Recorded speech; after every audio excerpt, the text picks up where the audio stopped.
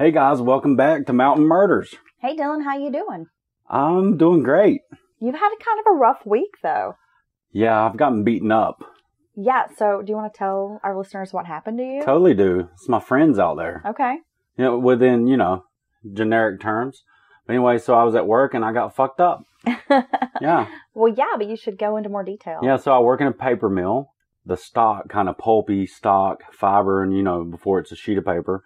That's what my area we do. We monitor all those flows and this hot stock and stuff.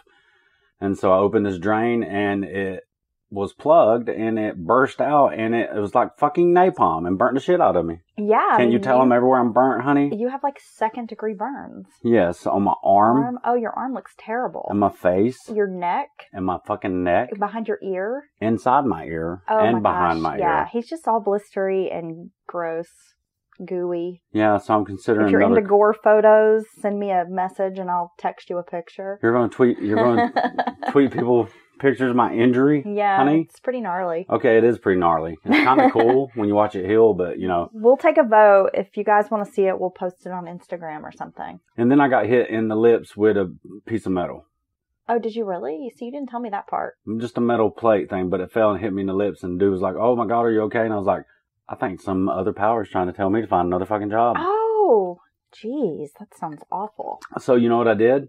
True blue collar fashion. What? I checked for fucking blood and I kept working. No blood, no foul. My Let's husband, keep going. ladies and gentlemen, let's give okay, him a so round yeah. of applause. Yeah, so that was it. Yeah, so yeah, but you know what? Okay, since we're talking about work, I'll say this. I was supposed to work 5 nights in a row, but something changed and I only had to work 4. So I should technically, or not technically, but actually, I expected when I went to work today to be back there tonight. Well, it's great that you have the evening off because we've been able to do a lot of great stuff tonight. We've totally hung out. We did some research for the podcast, some great stories. We went to the library. The library? The library. It's not a library. No, not where I grew up. Okay. But yeah, we went there and we were totally excited and the kids were bored. Yeah, that's true. And after like 2 hours, the kids like, "Can we leave?" Yeah. The library. I know. What's up with that, man? Going to the library as a child was like one of my favorite things to do. I thought it was so fun. It's so fun. There's all kinds of stuff to do. And Books, they don't even want to do books it. To read, all the magazines, stuff. Now they Media have to look through. I know. You feel the book and smell it. Kids today, they just don't know. And we were in some fucking microfilm, guys. Oh yeah, we've cool got a couple shit. cases coming up where we're taking it way back. And we're going to try. Don't you think those pictures look so fucking cool? That you took of the article on the microfilm? Oh yeah, I got a couple of those. Totally antique. We might post a few of those. But yes. The story today takes place in Knoxville, Tennessee. That's not far from us. Not too far away. It's the day after Christmas, 1980. I was thinking about that. I would have been 8 months old. Yeah, I'd have been around 2. So, I was thinking about too. that first Christmas and the pictures of my little first Christmas. Yeah. So I was thinking, 1980. That's a while ago. I mean, when I think of last decade, I'm thinking it's like 1994. Yeah. So, I know. Do you feel like that sometimes? Well, yeah, because we're 40-ish now, and that's a long time ago. I'm not 40 yet. 40-ish. Don't you pigeonhole me. You don't know me. So Knoxville, Tennessee, the day after Christmas, 1980. Yes. It was a cold December day, nearly freezing outside. The temperature very, very cold. Avery Peaches Shorts, a 6-year-old girl, buttoned up her warm coat. She had ribbons in her hair and was wearing her favorite Mickey Mouse tennis shoes. Of course, out of school, it's the Christmas holiday, hanging out at home with her mom and her siblings. Loving it, having a good day, I'm sure. Her mother, 22-year-old Hazel Smith, was thirsty. She'd smoked her last cigarette and she was getting ready to start supper for the 3 kids. So she decided to send 6-year-old Peaches to the store to get her a drink. And they live in Montgomery Village Housing Project, which is in South Knoxville. It was about a 15-minute round-trip walk to the store. The little corner convenience store was not far away from their apartment at all. No. I mean, you've got to imagine about 7 minutes there, 7 minutes back. Couple blocks, 3 blocks. Yeah, maybe if even that. Yeah, a couple blocks. And so this was a around the walk corner. that Peaches had made quite a few times. And yeah, she's 6 years old. I thought about that, sending a 6-year-old Yeah, but it's 1980. But it's 1980. And 6-year-olds went and got cigarettes for their grandmother and shit and like out of the cigarette machine. Yeah, I mean, it's just a different time. Yeah. And I think today we're just such helicopter parents. Right. And back then it was, a 6-year-old probably could have spent the day by themselves. Yeah, just checked in a couple of times. Yeah, for real. But yeah, but at the same time, something horrible can happen, and that's what's so scary about it. But yeah, we're definitely helicopter parent bullshit now. Yeah, we totally are. Kids can't do anything. She leaves the housing project. She's going to walk down here to this corner store. Her mom's thinking, okay, she's going to be back really soon. 15, 20 minutes. Plus, Mama wants that Coke. Right, and Mama's probably doing other stuff, Right. Moving the family along towards dinner, things like that. Well, just before Peaches left the apartment, she told her mama, I love you. And this was around 3:30 p.m. Mitch Reed was Mother's 47-year-old, kind of on and off again boyfriend, if you want to call him that. He had stopped by the apartment just before Peaches left on her errand. Reed was slight, balding, and he split time between his parents' house and various girlfriends' apartments in Montgomery Village. This guy, I'm just going to go ahead and say it, he's what we call a hobosexual. Like, he's real quick to find him a woman when he needs a place to stay. A hobosexual? A hobosexual. Oh my God. I heard you say that earlier and I didn't. Now I got it. I get it. Yeah. I didn't quite get it then. He's kind of like homeless, like loser dude. He's like, girl, I love you. Yeah. Girl, I love the fact you got a roof over your head. Exactly, and he's the guy that we kind of laugh about this. He stands behind the girl. Stands behind the girl, for everything. and he's got his hands on her hips, like waiting on her to pay at McDonald's or whatever. Hat at a strange, typically at like an odd angle. I wear my hat backwards, nothing wrong. But he picks something very distinct, like a weird angle. Yeah, that only he does. I just picture he's skinny little guy wearing a wife beater, baggy pants, and he might have just a little Dookie style going, just a little dash of it, and he has a hand towel in his back pocket, right? But folded primly and hanging out.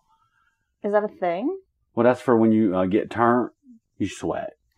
Oh. Yeah, so that's when people know you're ready to you'll get turned at any minute because you have the hand towel. You're ready to sweat. So at a rave? No. The club with a DA. Oh, see, I don't know these things. Yes. You got to imagine, Mitch Reed, he's this kind of guy.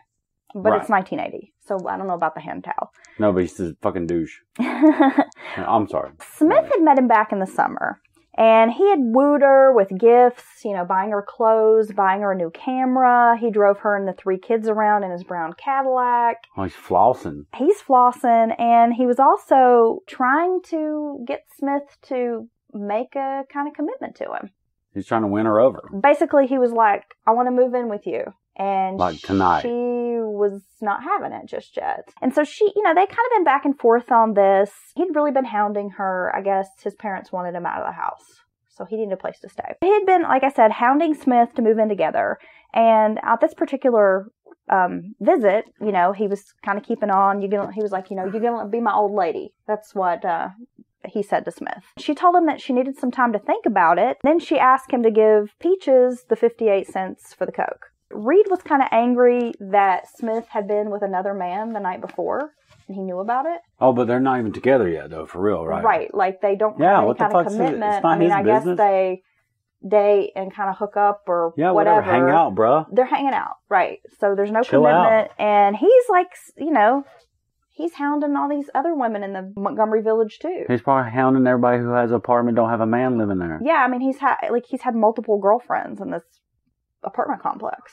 Okay, so he's all up on her and she's not feeling it. That's what I'm hearing. hearing. Yeah, so he got really pissed off. And later Hazel Smith is going to say that she just knew there was something about Reed that she couldn't trust. She just couldn't let herself get involved with him seriously. I mean, even enough to consider moving in together. Because she didn't want to, be his girlfriend. She has kids and she don't like the fucking dude. But what's his whole name? His name is Mitch Reed. Mitch fucking Reed. Is that not a douchebag name? Yeah. Right? Well, I mean, every time she rejected him, he didn't like the answer and he would get really upset. This day, he got really upset with Hazel after she turned him down, or, didn't even really turn him down, but just tell him, I need some more time to think about this. Well, then, of course, she'd ask him for the money for the Coke, too, which I'm like, score one. Always make him pay, even if you don't like him. 58 cent, Mitch. He threw the change on the counter, stormed out. But before leaving the apartment, he told Hazel he was going to get even with her. Okay. I guess, he's pissed about her having been with another man the night before. Well, that's how real men act, like he's acting. I love like it a toddler. when a man throws a fit, throws change at me, and then tells me he's going to get even with me. That makes me definitely want to be with him. Throws 58 cents at you and tells you he's going to get you. Yeah. Okay. I'd be like, bye, ho. At least I got a Coke. Fuck you. Anyway. So, yeah, okay. So he's an asswipe. Well, he is. The walk again to the corner store was a 15-minute round trip. Peaches went to the store, and her mother started to get kind of worried about her. She hadn't come back yet. It was around the 50-minute mark. Peaches is like, so almost 35 minutes late getting back. Yeah, so the 15, 20 minutes is turning into almost an hour. An hour. Oh, and yeah. So her mom's worried. I'm freaking out now. And she's kind of thinking, okay, well, maybe Peaches stopped to play, but ended up getting to the store, and, she should be on her way back. Because, 6-year-old girl, if there's other kids out and about playing in the neighborhood. Probably not the first time, she got caught or distracted by other kids or somebody talking to her in the neighborhood. And it sounds like she was a bit of a chatty Cathy. Everyone said she was just super friendly, didn't know a stranger, she knew everyone, she would stop and talk to everybody. I mean, she was a really popular little girl. So what's the first thing you super sweet. Do you go to you retrace her steps? I mean, isn't that your first move? Well, yeah, her mom definitely started to freak out. Very concerned as time went on. Okay, I don't think she stopped and played. So her mom's worried, starts searching for her. Ends up, I guess, going to the store, talking to the employees who say, oh, she's already been here and paid and left. And a long time ago. And it's been a while. Yeah, fucking Mom's freaking out. really freaking out. Oh my calls God. the police. Yeah. Just so worried. Hazel knew that her daughter wasn't going to just wander off. I mean, this was a responsible little girl who had made trips to the store many times. Her mom knew, she's going to go there. She's going to come back. She might talk to some people on the way. Do what she's supposed to do. She might stop off and play a little safe. bit, play some hopscotch or something, or pass a ball around, little kid things. But she's not going to just wander off. Little Peaches is a mature 6-year-old who's handling her business and can go to the store and get a cold pop for her mom. Her mother also felt pretty confident that her daughter wouldn't just get into the car with a stranger. Or holler to any, everybody around her knows her. You know what I'm saying? She hollers out. Fortunately, police took the report seriously, and they began searching for Peaches. Some volunteers were organized in the neighborhood. The projects were combed. Peaches' steps were retraced. They swept the woods nearby, and they walked around the railroad tracks also that were near the housing complex. Oh, my God. I could just imagine I can't imagine the feeling and the mothers. And then the close friends, it spreads out. It hits the mother the hardest and slightly lessens and hits those in the next. And I mean, it just, I'm sorry.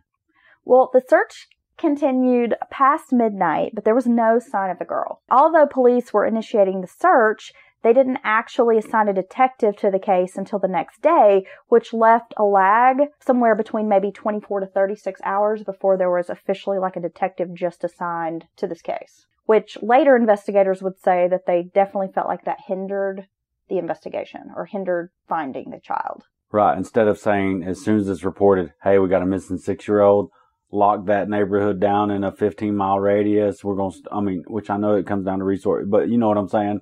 We're going to do, we're taking this serious and we're looking for her now and hit call the news, get on the media. About a day later or whatever, when they finally do assign a detective, the Knoxville police actually put together a 12-man task force to help find Peaches. Yeah. Because this was during the reports of the Atlanta child murders, the murder of Adam Walsh. What was it, Wayne, whatever his name was, down in Atlanta killing them boys? Wayne Williams something. Or something. Yeah, Gary Ramsey. Yeah, Wayne Williams.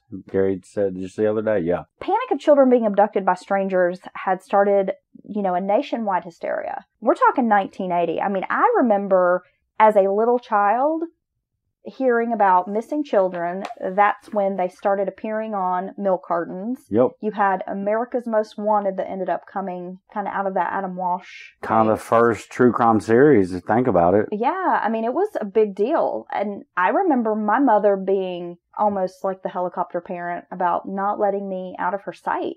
I mean, once they started watching America's Most Wanted, so paranoid that someone would take me. And seeing stories about these up-close, detailed stories of these things happening, though this stuff had been happening. There's always depravity, unfortunately. But yeah, once it started getting, you learn about it and see it, and the stories of, oh, the man, in the toy aisle, the mom's on this aisle, and the man touches the kid. I mean, they just get inundated with that stuff. It's constant. It's like Satanic Panic, but like they're going to steal your fucking kid.